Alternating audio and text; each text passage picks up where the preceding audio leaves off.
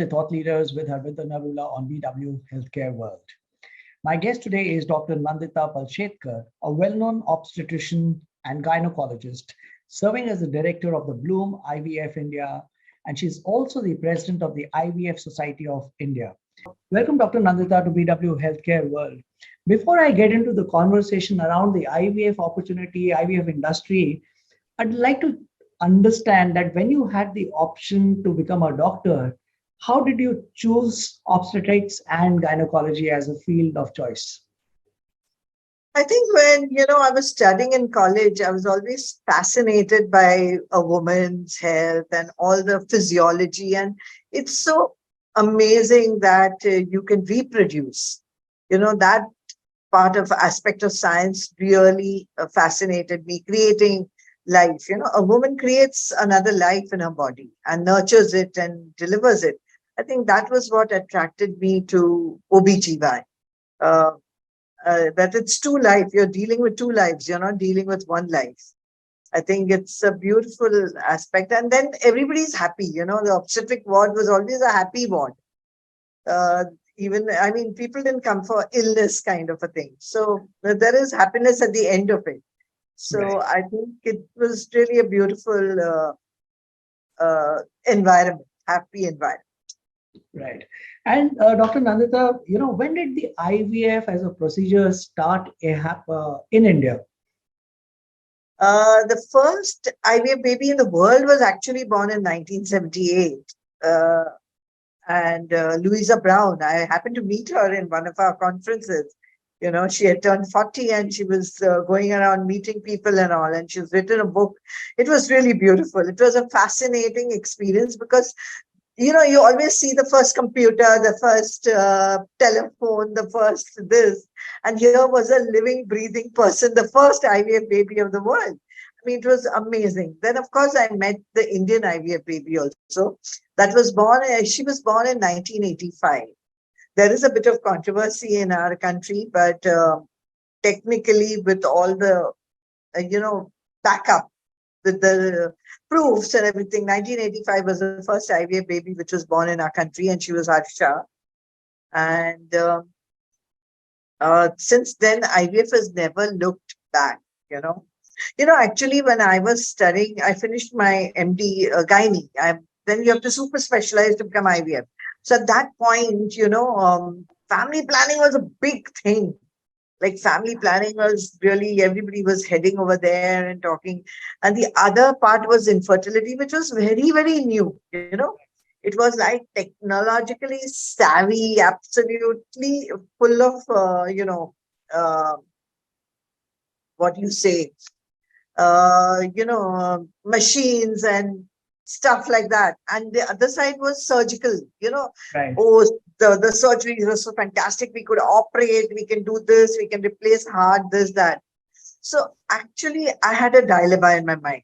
Then I finally took a path which was not taken by many people. So I decided technology over surgery, and, infertility over this, over family planning. And I think I'm very happy with my choice because there have been so many, advances in the field of IVF.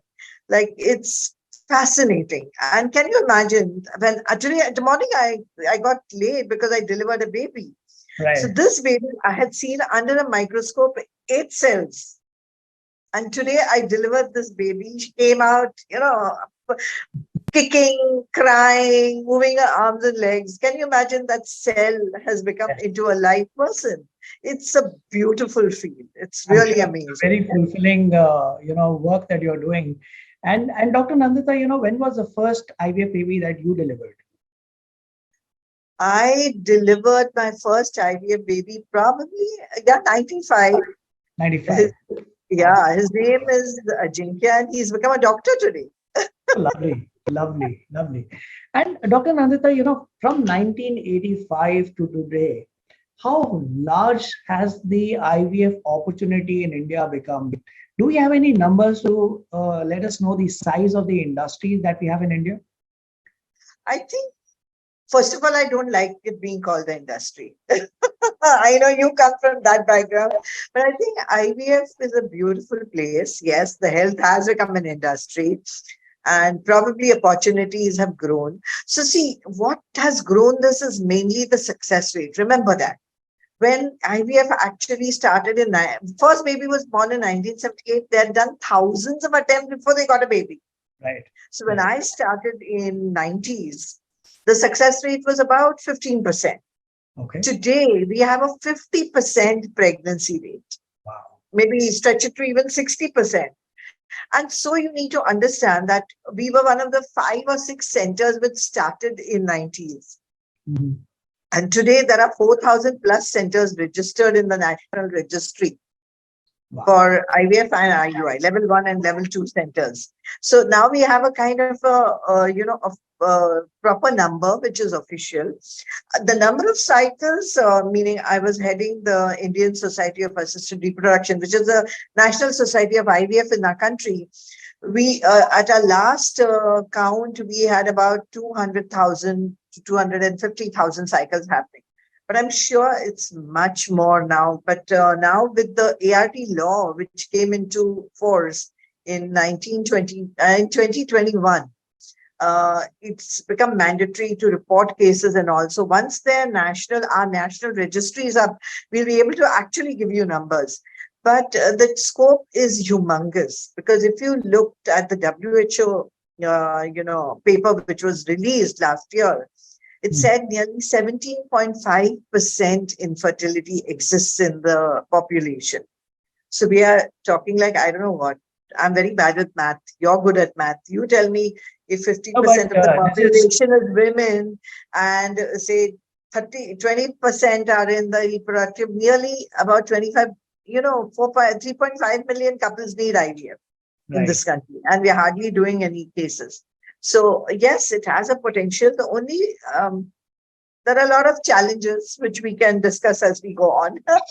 Yes. Yeah. And Dr. Nandita, you said that you had a choice between surgery and following what technology advancement was doing. Now, I'm sure since 1985 or 1995, when you delivered your first IVF baby, there is a lot of technological advancement that has taken place. So how do you see the tech advancement make IVF a surer process or journey towards surer process of ART? And also, do you see the AI impact outcomes in this area? Oh my God, I'm using AI for the last 5 years. Your chat GPT has come in now. But in our lab, the AI has been there for 5 years, pre-COVID. Right. Okay, so AI is a big deal. I am very excited about AI, the big data and the, and the implications it has on our practice. But let me take you through from 1978 onwards. Okay. Yeah, the evolution. I think the success rate of IVF has increased to 50%, as I said, from 15 to 50 in 30 years of my practices, because of changes in technology. The lab has got so many new things. I mean, just to start a few things is, we installed the laser over here, so that is useful in patients who have had previous IVF failures. Then, after that came a major breakthrough, which was vitrification. It was a new process of freezing the embryos. Now, previously, the old process, which was there, slow freezing, survival rate was only 40, 50%, 30%, like that. But now we have 99% survival. So there's full utilization of the genetic material which we take out from the body. Okay. So that happened. Then there are in the male infertility, do you know 50% of the infertility is due to males? Absolutely. So there was nothing till 1992 for male infertility. It was only donor banks, semen banks. But in 1992 came a technology where we took one egg, one sperm, and injected it. It's known as ICSI, or micromanipulation. And that really changed everything. So patients with, very low counts, I'm just publishing a paper of patients of zero sperm count. I specialize in it. We have done about 104 patients over the last couple of years. And the retrieval rate, meaning from zero sperms, we get nearly 70 to 80% chance of getting sperms. So it's an amazing technology. It's a lot of skill, lot of hard work where we get the sperm. So that is one of the technologies. Then the embryoscope, where the AI plays an important part. What is an embryoscope? It's the Bentley of IVF actually. So it's a personalized incubator. So अगर आपके बच्चे रखे तो आपके ही रहेंगे. It's individualized. Okay, and it has, your camera has the time lapse Right. feature. Yes. Well, this uh, embryoscope has the time lapse feature. So it takes pictures of this baby growing in the incubator every 15. You can set it to 10 minutes, 15 minutes. So we set it to 15 minutes, and there are algorithms which are computed, and how much time it takes to divide, how is the cell, everything is analyzed by the computer, and it tells us, okay, this is the best embryo or the best baby to which will give you the best chance. Right. And now this embryoscope has AI incorporated in it. So it just tells you live birth rate and everything. And it's fantastic. It's connected to the cloud, the database, which is, worldwide database, which is used. And each company has their own kind of people who feed the data. And all our data, which we are also now doing, is being taken in by the AI and utilized by the AI, right? They are all CNN. It's a convoluted neural network system which is used in this AI. Right. And Dr. Nandita, I think we have seen also the openness in the mindset of people to accept fertility as a condition and solve it through IVF and various other ART procedures. Now, one of the things that we've seen is that there weren't too many centers in tier 2, tier 3 areas. So people had to travel to a specific center in a large city to get the treatment done. Now we are seeing that a lot of centers are being set up by these chains into tier 2 areas. Also, there's a lot of incoming patients from overseas for getting this procedure done in India. How much of the industry is growing from domestic needs versus the overseas patients? And if we are seeing overseas patients, where are these patients coming from? What part of the world are these patients coming from for this IVF treatment to India? I think right now what we are seeing is a lot of UK patients coming because the NHS has a long wait, has a very long wait. And they have these certain criteria which need to be fulfilled. If a woman is obese, she has to first lose weight, otherwise she's not accepted in the program. You know how difficult that is. And as time flies by, your age is going away. Then I'm seeing a lot of patients who come from US because it's become expensive there probably. And they have realized that over there also, it's not easy to see a doctor. Mm-hmm. Yeah. You have to wait for 2 to 3 months for appointments, and then they're covered by insurance, so they will not do certain things. They will make you, wait until they eventually go for IVF. It's quite a delayed process. Then the other country that we are seeing a lot of patients is from Africa and Middle East. Mm-hmm. We have a lot of Indians who are settled there, so the expats actually come back home from there. And then we have a lot of expats who are settled in India, for their jobs or whatever they've come. So those are the patients who come to us. Let me tell you a very interesting story. About 15, 20 years ago, I had gone on a tour to Australia and New Zealand, and we reached the small town in New Zealand, and we were all having lunch over there. And one couple just comes across to me and he says, Dr. Nandita. So I said, yeah. He's saying, do you remember you've given me a baby? I mean, that was so beautiful. I mean, at the airports, you always meet patients, who come and say, hi, doc, you remember me? This is my child. And all. But to see in a remote village in New Zealand, that was ultimate. So let me tell you something. I think from there, the story really brings forth that India has become very technologically advanced. Today, people come here knowing that they will get good treatment. I think that is a take-home message which needs to be given, that technologically we are extremely good. We are on par with the units abroad. And we are definitely hardworking, passionate, and we are available. I think that empathy which we have for the patients, which I think Indian doctor, I don't know whether it's Indian. I'm probably biased because I practice here, but I feel that we connect more with our patients, and we will be able to uh, give a lot. So people do like that personal touch, Right. which is there.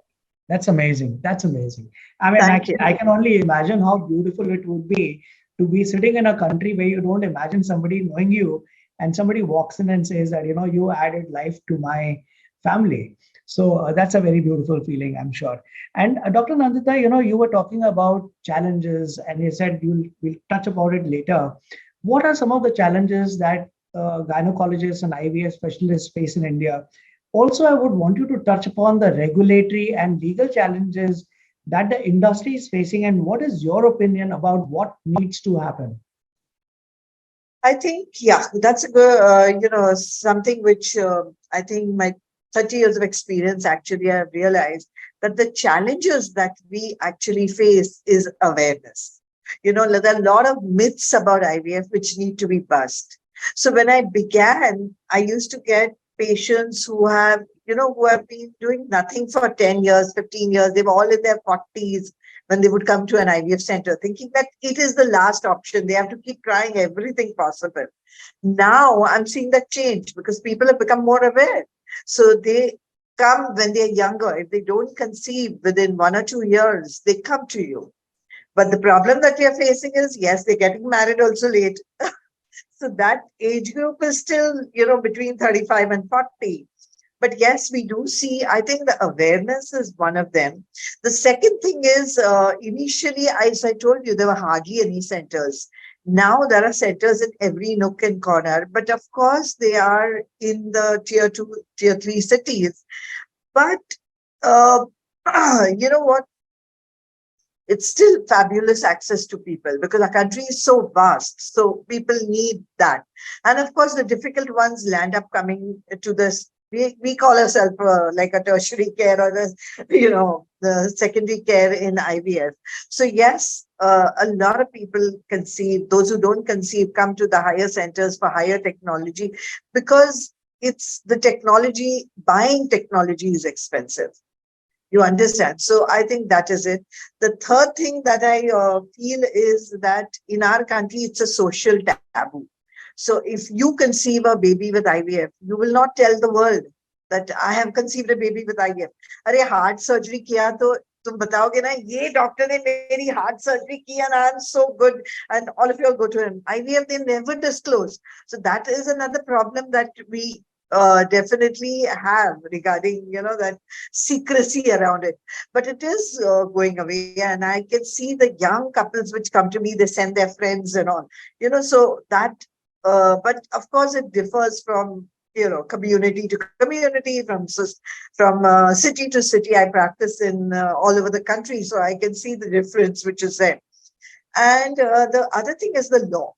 I think the law, actually, I was one of the people in the committee to frame the law. And the work actually started in 2003. Dr. Pushpa Bhargav, one of our great scientists of our time, he was the one who, was really the one man who pushed this law. And the law has come in a hurry, but it has there was a lot of lacunae, a lot of problems which were there, which would not allow us to kind of practice. Or the law is meant for to empower the woman and the doctor in such a way that there is ethical practice. The whole idea of the law was that it would result in ethical practice, and it will result in ethical practice. But remember, even our MTP law which came, because of the horrors that happened, the government comes up with a very stringent law. But now, since 30 years, we have changed the law and it's become so good now, and it's very nice. In fact, in a lot of places, the ratio of the man for the girl to the boy have gone up, and we are not that bad at all. So in IVF also, this is year 2 of it. But still, because all our associations, all our people are in the committees, so we are bringing about changes. And there have been a lot of changes which have come in, which have made, you know, much more streamlined, much easier. Once the registry comes in, it'll be much easier. And the government is also learning about it. They are not trained for it. Yeah. So it's bound to be a little bit of friction, a little bit of this, because they interpret what is written differently, but Correct. it means something else. So the people who are, in the bodies, in the national body, in the state body, have to be people who are in IVF, so Right. that then they can explain the process. Because even a routine gynecologist actually doesn't know that much in depth. He doesn't have the knowledge, he or she. Correct. So I think we're struggling with that, but it will come. In fact, I feel the growth will be fabulous because it's going to be streamlined. It's going to be, and the medical tourism will probably increase because of this law. Because Absolutely. now they see this as this part of health, which is governed by ethical practices. You have to follow certain standards. Quality of care improves with it. So I think it's a win-win situation. It's tough right now. There are certain things which need to be changed. But as I told you, over the last 2 years, lots of things have changed. So I So it's a slow process. So I think, when we know the intention, why the law was created or why the regulation was created, how it is being interpreted, I think with time it will evolve to be Yeah. understood well and be put into execution in the manner it was intended to be. Yeah. Dr. Nandita, there have been, like you mentioned, there are a lot of issues. One of the things that we now understand that 50% of the infertility cases are because of the infertility in men. Now, there are a lot of societal beliefs on infertility in India. Things are changing, but in the urban areas, what needs to happen in the interior parts of India too, or unless you believe that, that is also changing? See, you know what? Today, the digitalization has brought everybody on par, I feel. There's nothing like rural area doesn't know, because of the internet, which is there in every part of our country. I Right. think they access movies, they access telephones, information on your interview today.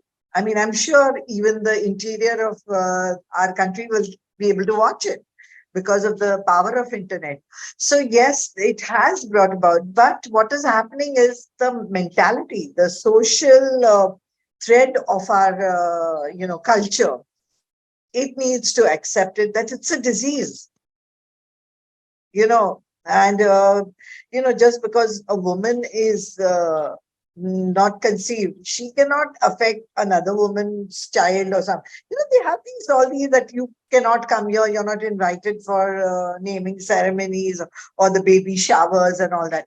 I think that will need to change, and that change will take place with education.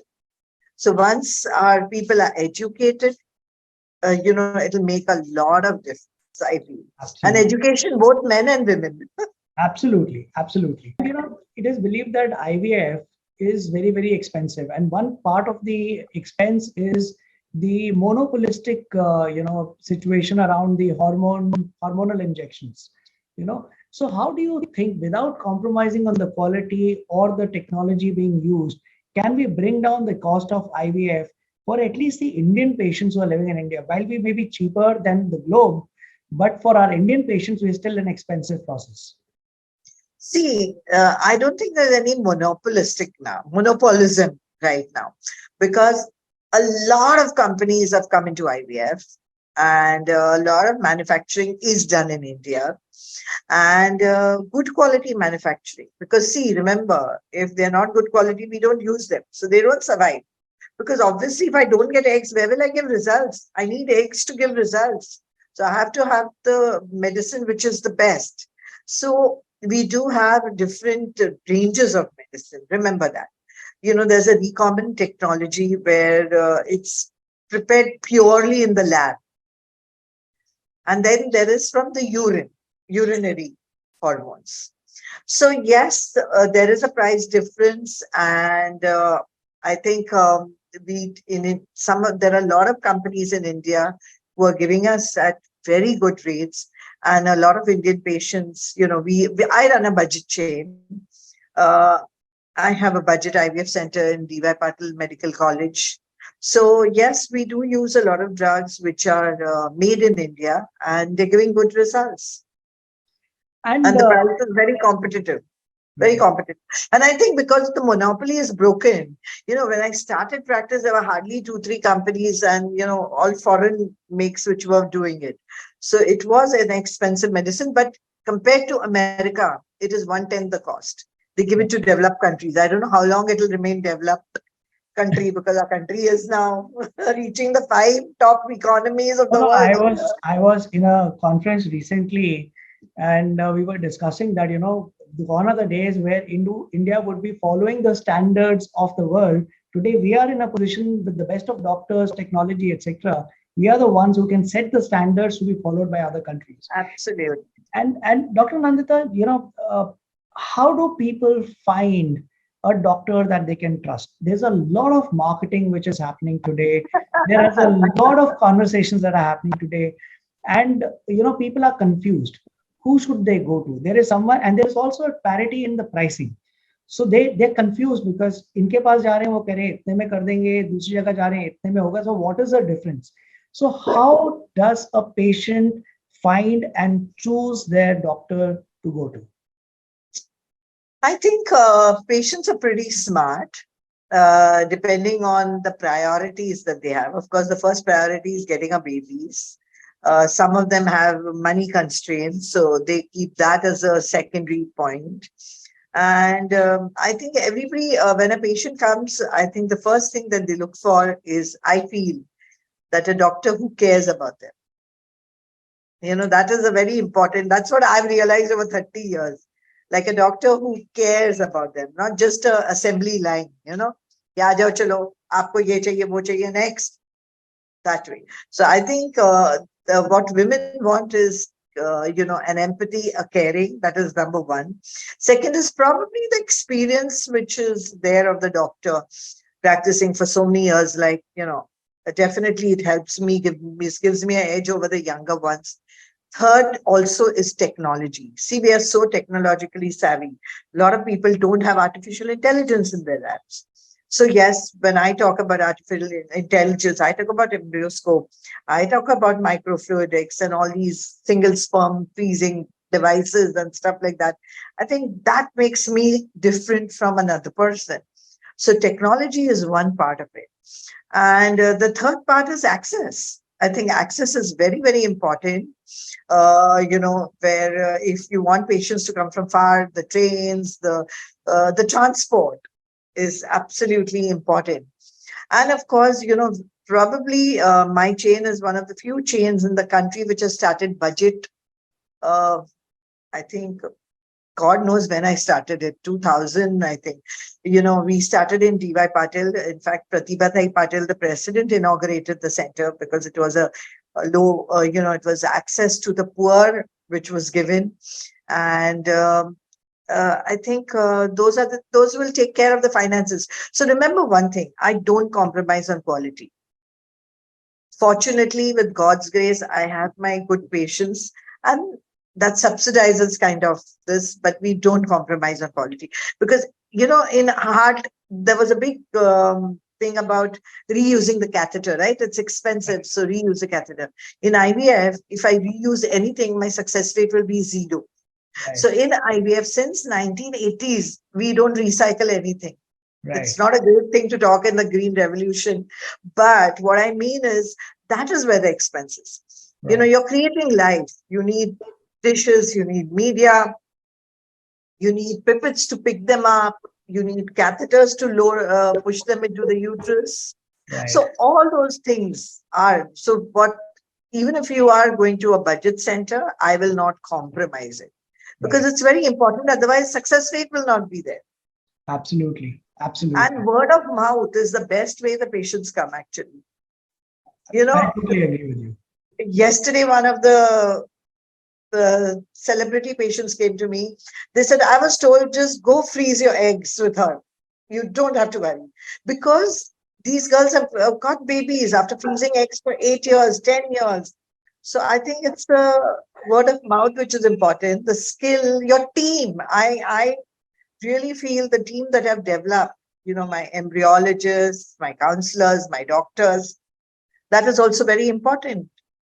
I'm tempted to ask you one question. It just got a cue from what you just spoke about freezing eggs. Today, as you mentioned in one of your answers, that women are getting married very late. There is also a trend of women saying that they don't want to get married, right? And but they want to have babies. What is your perspective on this? What is it that you recommend? What does the law say about it? And what is your opinion on this? This is a subject very close to my heart. Absolutely. Because it's women empowerment. See, there was something, when the oral contraceptive pills were discovered in the 1800s or early 1900s, that Yes, was women empowerment because women were just falling pregnant like every time they were with somebody. correct. They had no control over their body. But the oral contraceptive pill actually gave the control to the woman that I don't want to have a child so soon. I don't want to do this. So that was women empowerment. This technology, egg freezing, is another form of women empowerment because today girls are studying, girls are not finding the right partner. They want to delay because of their careers. Mhm. I think it gives them an opportunity to freeze their fertility because always the biological clock is ticking. So Right. you're worried कि बाबा मेरा age होते जा रहा है मुझे बच्चा होगा कि नहीं.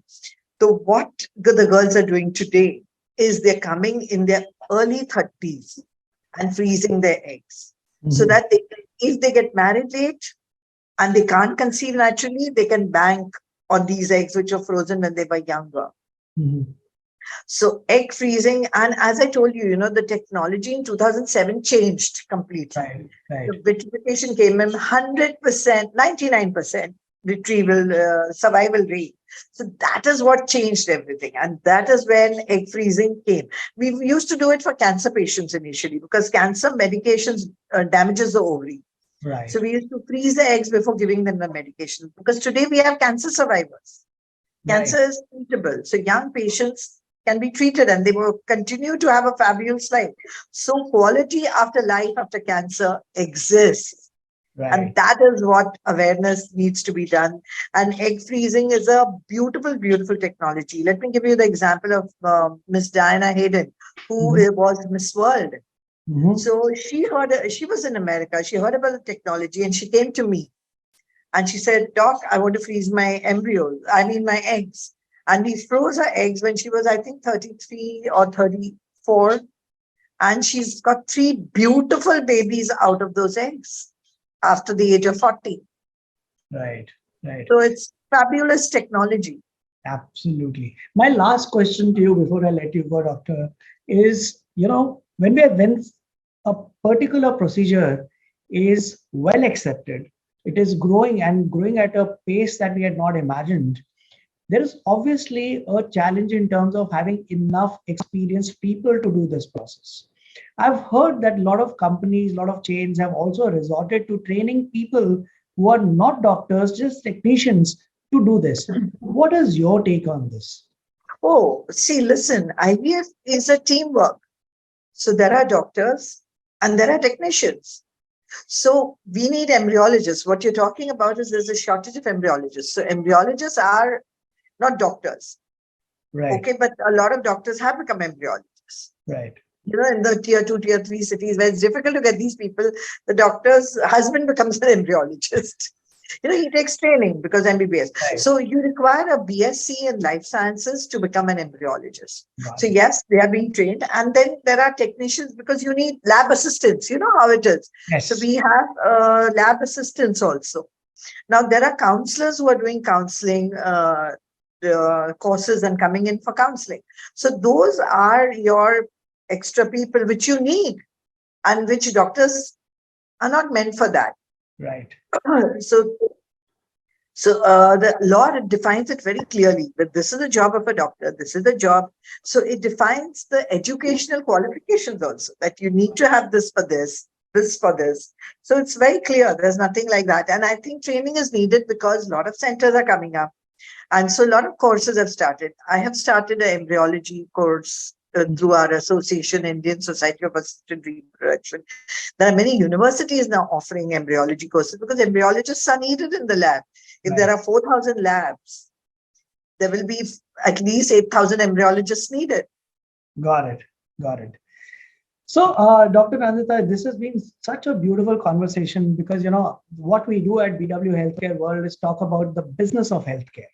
And, our questions and our conversation has been around how the industry is, evolving, how technology is coming into space. But my two big takeaways from this conversation with you are: one, choose a doctor who cares for you, right? I think that is very, very important. And then another takeaway is, which you have not spoken about, but something which is very visual, is the happiness and the pleasantness of the doctor. I'm seeing that in you because these are very, very important, imperative, ingredients to have a conversation with a doctor who you're comfortable with. Because I think the procedure starts after you had series of conversations with a doctor, especially when it comes to something as important as IVF. And Yes. I think those were my two big takeaways. Thank you so much for taking out time to speak with us at BW Healthcare World.